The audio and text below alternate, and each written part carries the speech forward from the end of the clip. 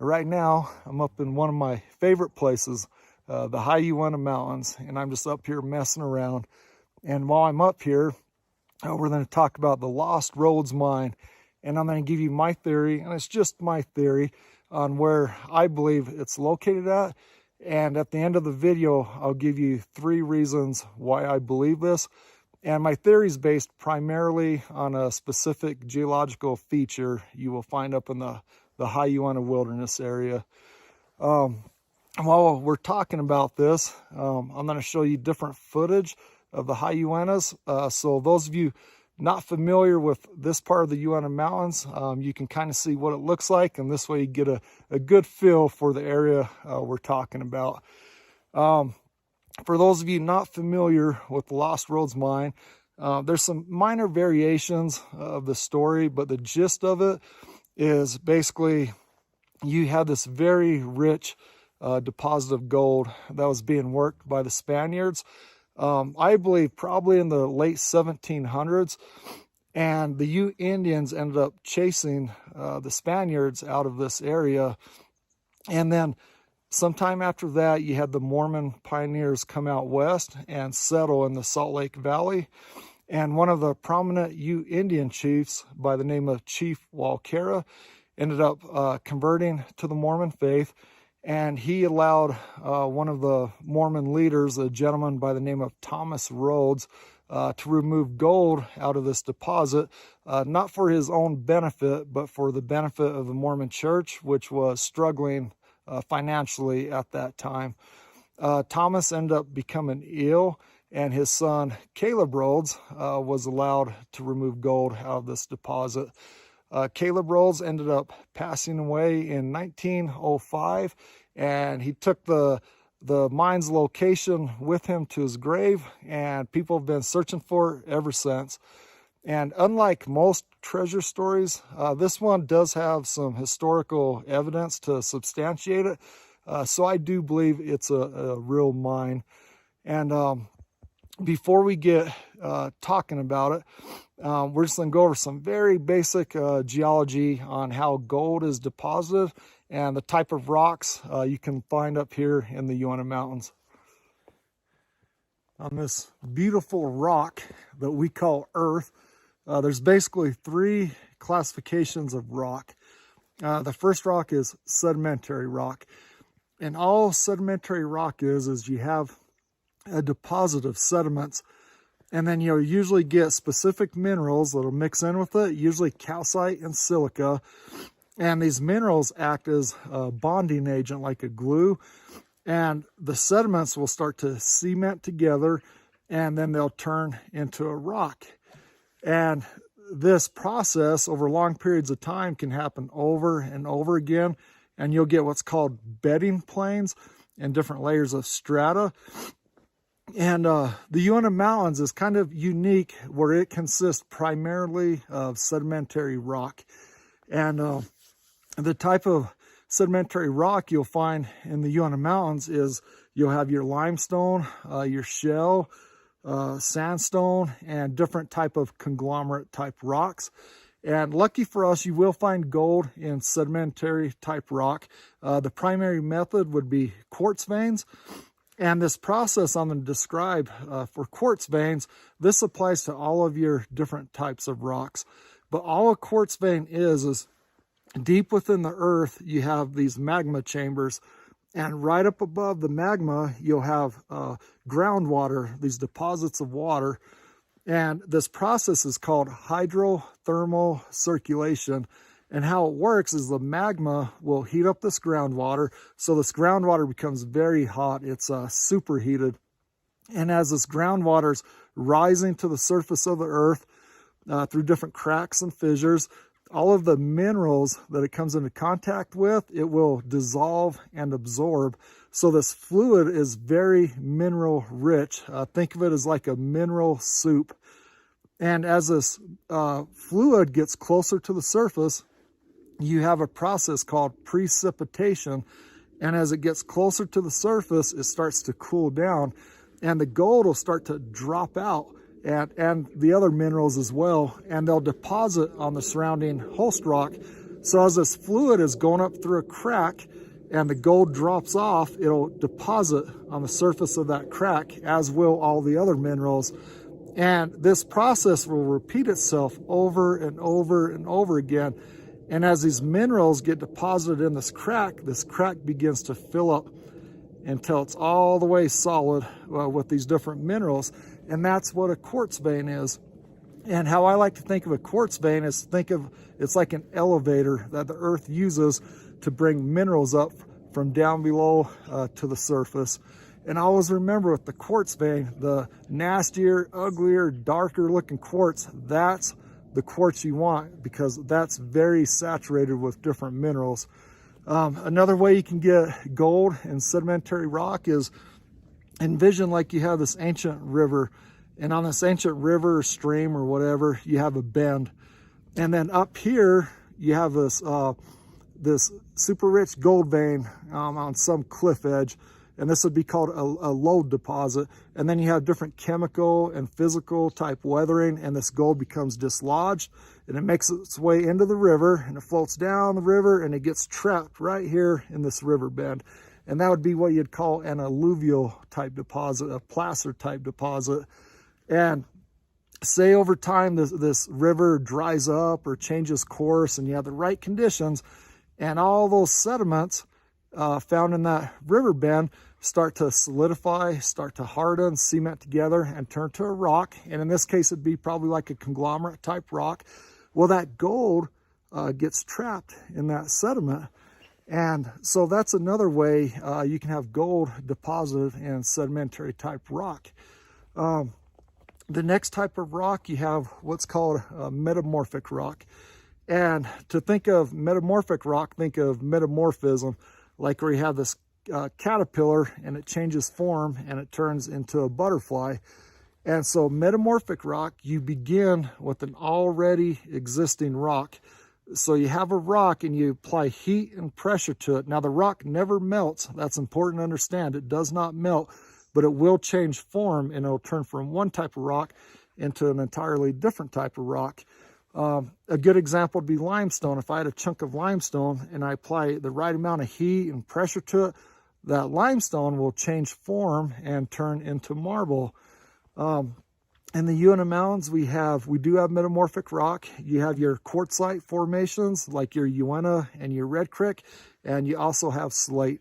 And you will find gold in metamorphic rock. Over in Colorado, there's a metamorphic rock called gneiss, and they've had really good luck, the old timers did, of getting gold out of gneiss. I found 2 mines where they dug into an outcropping of gneiss, but the main method would probably be quartz veins or igneous intrusions, which brings us up to the third type of rock, igneous rock.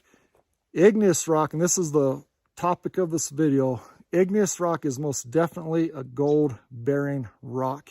Most of your beautiful mountain towns, these high elevation towns that tourists flock to, they all began because some old crusty prospector found a super rich deposit of gold in some outcropping of igneous rock, usually in a quartz vein, or they found a large deposit of gold in the contact zone. And igneous rock, how it works is it's all, think of like volcanic. And so you have this molten magma in the earth, which is super rich in different elements and minerals. And as this magma comes up to the surface of the earth, it starts to cool down, starts to solidify, and starts to turn into a rock. And we call that type of rock an igneous rock. And if this rock is formed below the surface of the earth, it forms very large crystals, and it's classified as intrusive. And the reason it forms these larger crystals is because it has a surrounding rock to insulate it, so it cools down a lot slower. If the rock forms or cools down and forms above the surface of the earth, it forms a lot smaller crystals, and it's classified as extrusive. And these crystals make igneous rock very strong. They kind of like interlock together. And so more than likely your house right now, if you have like a rock countertop in your kitchen or in your bathroom, it's probably an igneous rock more than likely. granite.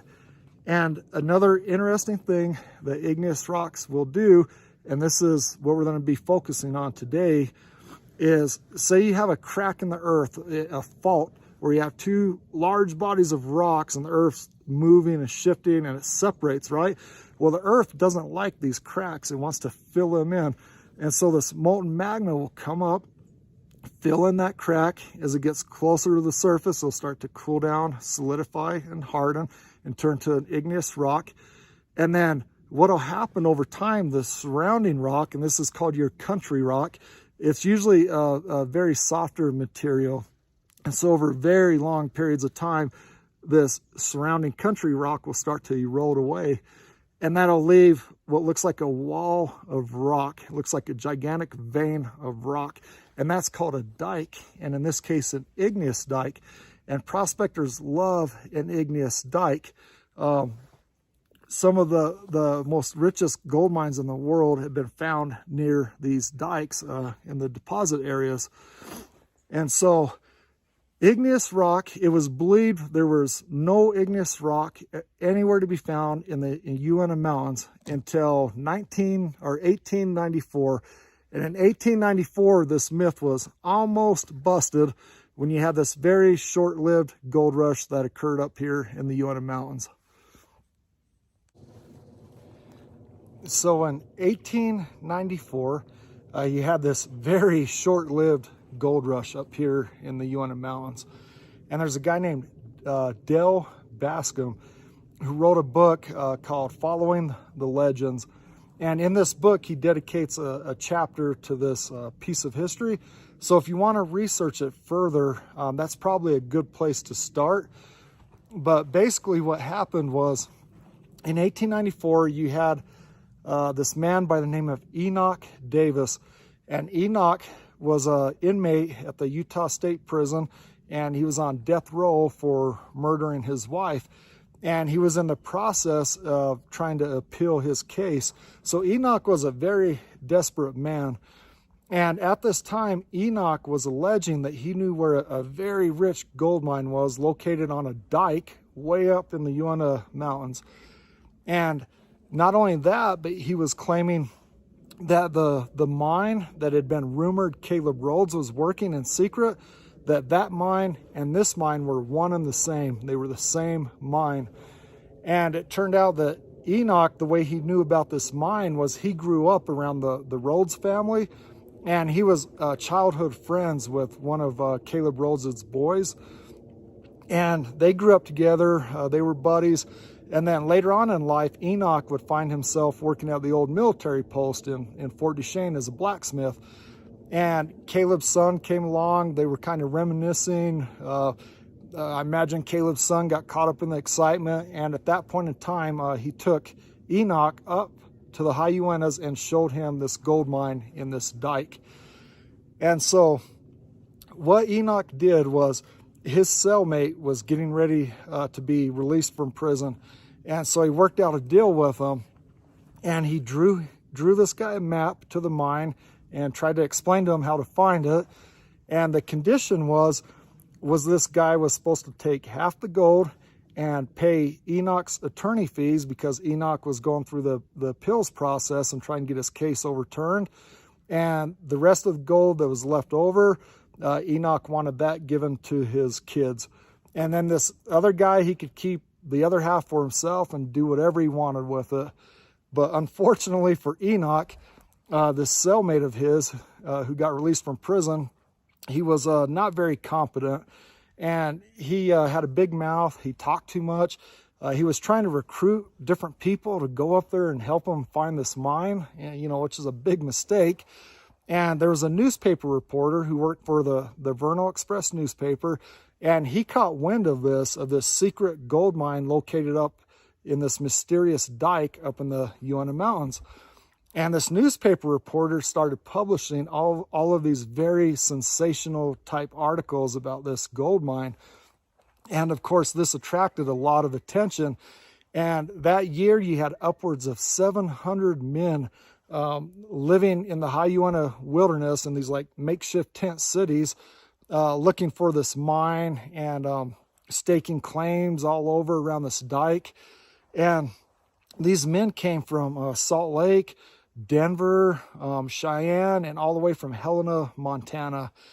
And then you started getting businessmen that started going up there from Salt Lake, and they started plotting out the town, and it was going to be the next boom town of the West. And they even had a name for it. They were going to call it Hillsdale, Utah. And then Vernal, Utah and Green River, Wyoming started getting into like a little bit of a competition, because both of these towns wanted to be the town that was going to build the road up to Hillsdale, this new boom town, you know, so they could supply the town with all their needs. You know, it was going to be good for business. And then for whatever reason, it just died off. And I think what probably happened was a lot of these men that ran up there, you know, they got caught up in the excitement and thinking they're going to strike it rich. And they probably didn't even know what they were doing. They didn't even know what to look for. And then the reality kind of kicked in, and they probably started missing their families, and they knew they had all these chores back on the family farm that were being neglected. And so they went home, and the businessmen and types like that would have quickly followed. And this left your diehard prospectors. They would have stayed up there. And diehard prospectors like that, they're a very secretive bunch. And I imagine they sunk a lot of shafts into the contact zone in this dike. And unfortunately, we'll never know what they found. But my friend Clay, and I did a video on it, he went up and showed me one of their old cabins. And it's a beautiful cabin. And so men, like this prospector that built this cabin, they continued to work this dike in secret, clear up and until the 1970s. There was a man by the name of Howard Mitzvah, and Howard was a government geologist, and he lived right here in Utah. And he was fishing on the White Rocks River, and he looked down into the river and he saw an unusual looking rock. And so he grabbed this rock out of the river, and it was an igneous rock. And up to that point in time, it was always believed there were no igneous rocks to be found anywhere in the Uinta Mountains. And so Howard theorized that this rock must have came from a different mountain range, and some guy found it, thought it was pretty, threw it in the back of his pickup truck, forgot about it. Sometime after that, went fishing on the White Rocks River, and one of his kids, climbed in the back of the pickup truck, grabbed the rock, went down to the river and chucked it into the river. And that's how this rock was introduced into the White Rocks River. But Howard had issues with that because the rock showed a lot of erosion from tumbling a very long ways down the White Rocks River. And to make a long story short, in the 1970s, Howard came into contact with some prospectors who lived in Vernal, Utah. And these prospectors were working this igneous dike up in the Uinta Mountains. And they brought Howard some samples of the rock. And in case you're wondering, it's diorite and gabbro. The diorite's not your typical salt and pepper color. It's a very gray color, a dark gray. The same thing with the gabbro. The gabbro will range from gray grain to your typical darker colors. But with these rock samples, Howard was able to get the authorization and approval he needed to go up there and research and document this dike. And so Howard, some other government geologists, and at different times they would take geology students from the University of Utah, I'm sure to do all the grunt work, but they went up there and did their field study on this dike. And I was able to find their reports, their pictures, and most importantly, all of their assays.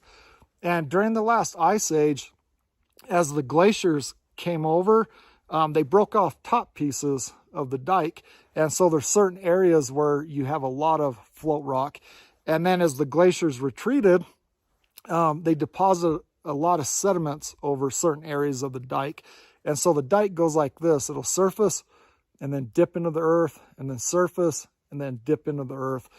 And up there in the high Uintas, the dike runs for an estimated 25 miles, and on average, it's about 20 feet thick.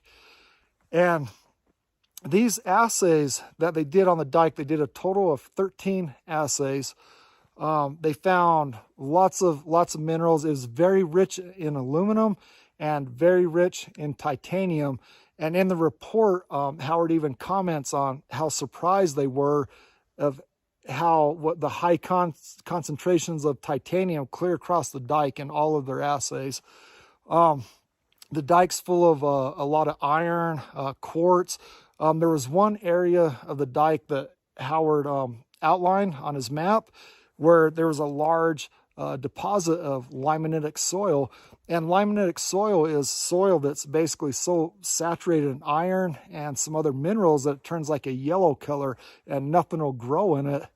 But they only did one assay for gold, which is very weird. When you discover an igneous intrusion like that, that's never been documented, and they did 13 assays for all these other minerals, but only one assay for gold, is very strange. And I've given it a lot of thought, and the only thing I can think of is I think they didn't want to find gold, they being the USGS. During this time, and this isn't in the report, this is just my speculation, but during that time, there was a big movement to designate this entire area as a wilderness area.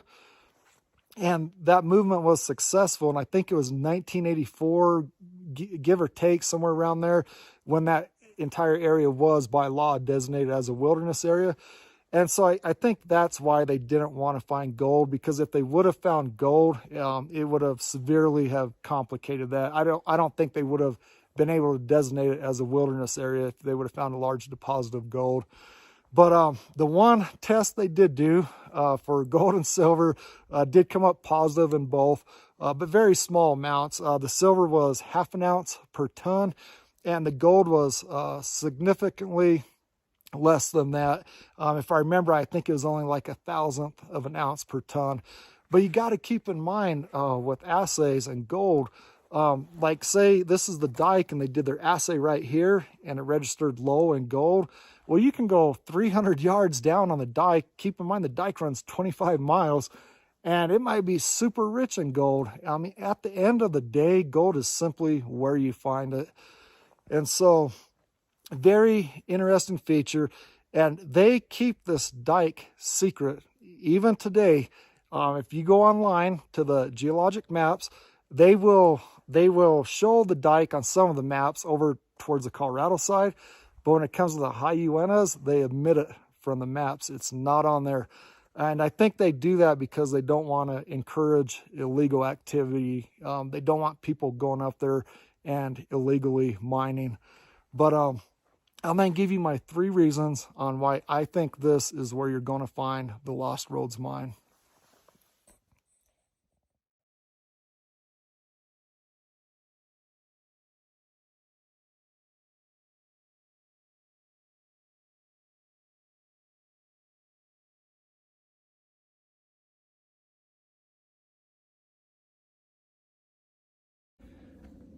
All right, this is my 3 reasons.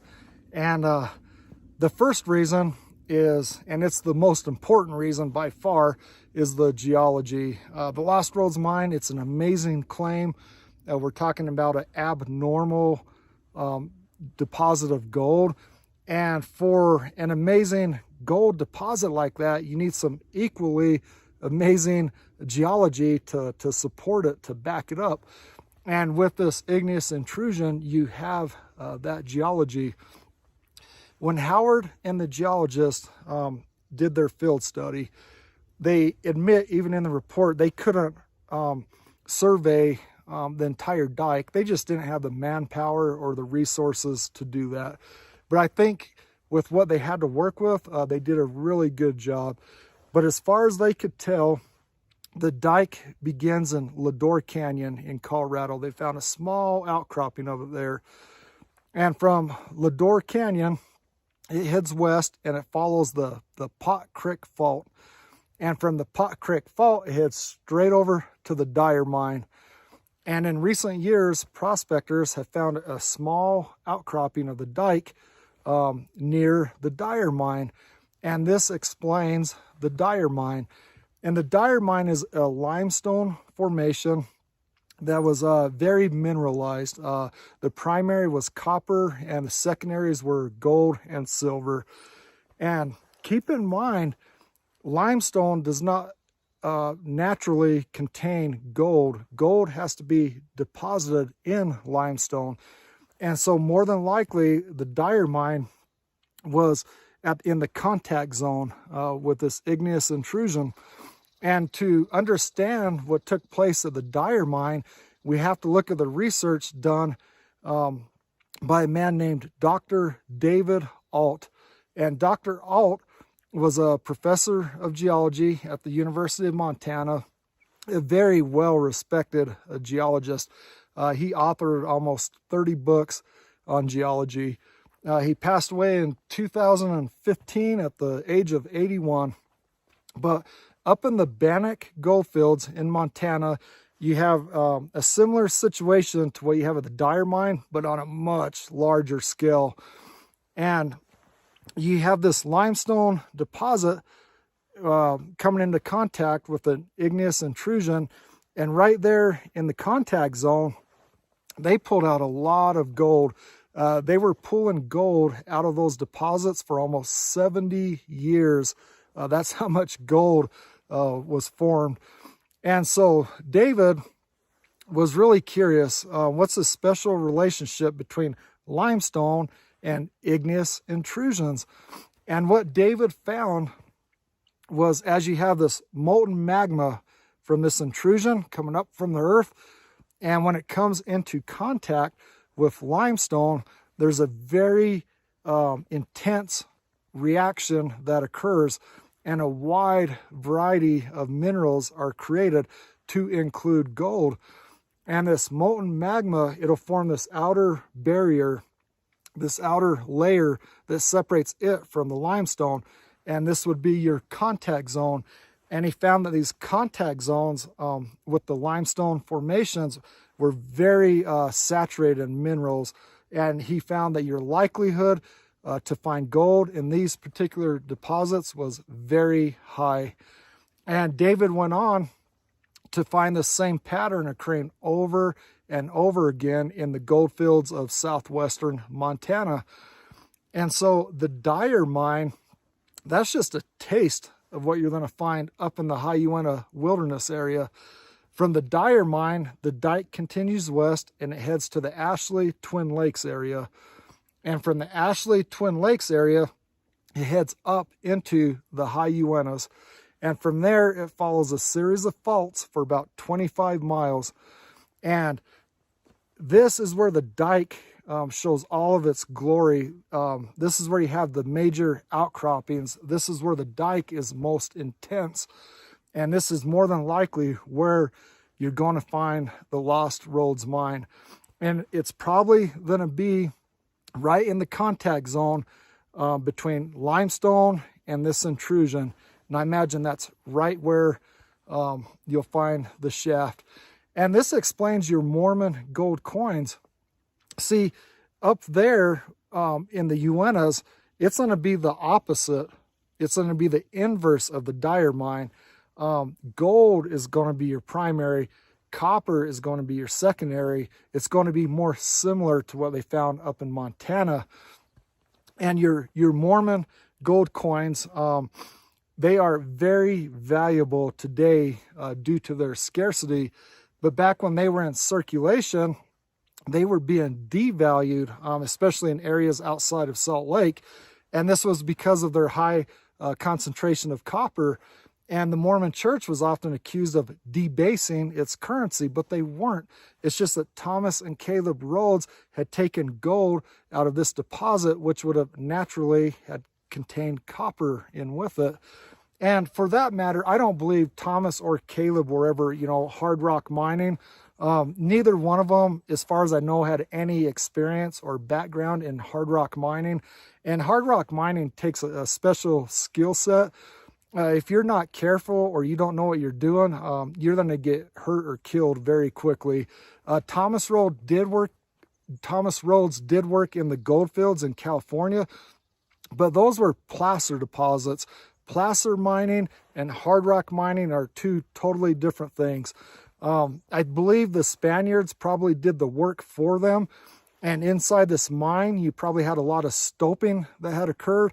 And stoping is when, say you have your mine shaft, and you'll dig into the vein on the side of the shaft, kind of chasing the vein. So think of like small cavities or small rooms outside of the main tunnel. And you can get away with that as long as the overhead rock will support it. So there's probably a lot of stopes somewhere near the entrance of this mine. And Caleb and Thomas were simply just, and in these stopes, you know, the Spaniards had stacked all of their high-grade ore, and they were just stacking it there until they were happy with the amount they had, and then they would take this ore to their smelter sites to process it. And so Caleb and Thomas were just going in there, probably digging through these piles of super rich gold ore, grabbing the best pieces and just chucking it in their saddlebags. But keep in mind, it doesn't have to be in limestone. That's just my theory, and I base that on the Dyer mine, and I base that on the research done by Dr. David Alt. It could be in any formation. I mean, it might be in a Uinta quartzite. It really doesn't matter. These igneous intrusions have numerous ways where they can deposit gold. You can have metamorphic gold skarn deposits, which are very rich deposits. When you have the molten magma coming up, and say it cools down too quickly, you get large cracks in the rocks, and these large cracks will fill in with different minerals to include gold.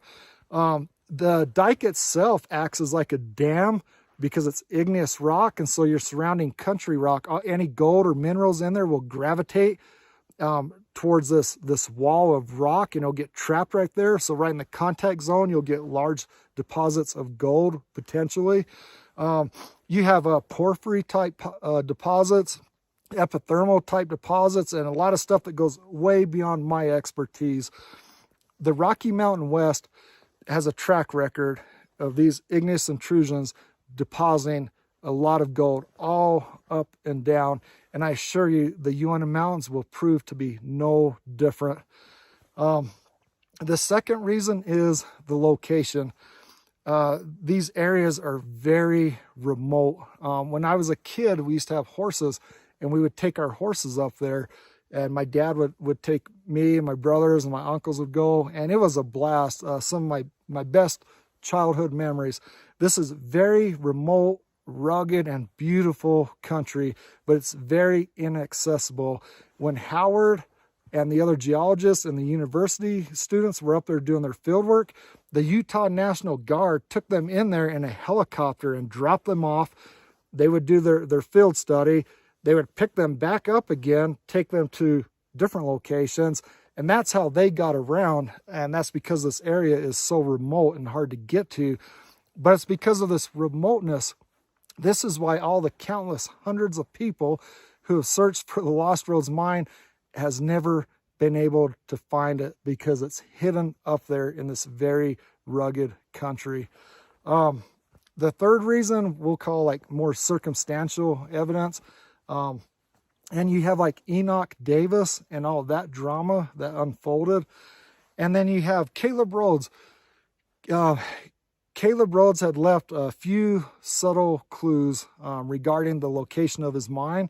And if these clues are to be believed, they either directly or indirectly point right to this dike, even down to the very color of the rock.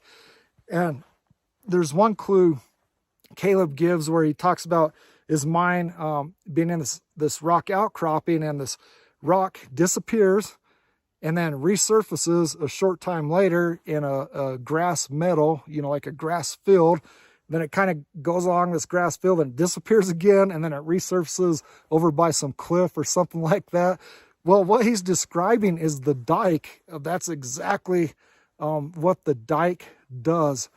And so, you know, ever since I'm a kid, if you grew up here in the Uinta Basin, we've heard of these stories and legends about the Lost Rhoades mine ever since we could walk. And I would love, just for once, for somebody to actually find this mine, to validate it, and to give it its proper place in our history book. It's a very colorful mine. It has a very colorful and interesting history. It really does. And so, you know, I hope this video helps you out. And if you do find it, if this video helps you find the mine, I don't want none of your gold. That's yours. You earned it. And that's not what motivates me. But do this for me. Send me a picture, because I want to know if my theory about the limestone is correct. And I would just love to see what type of rock this deposit is found in. And of course, you know, I'd love to see pictures of the gold. But I wish you the best of luck.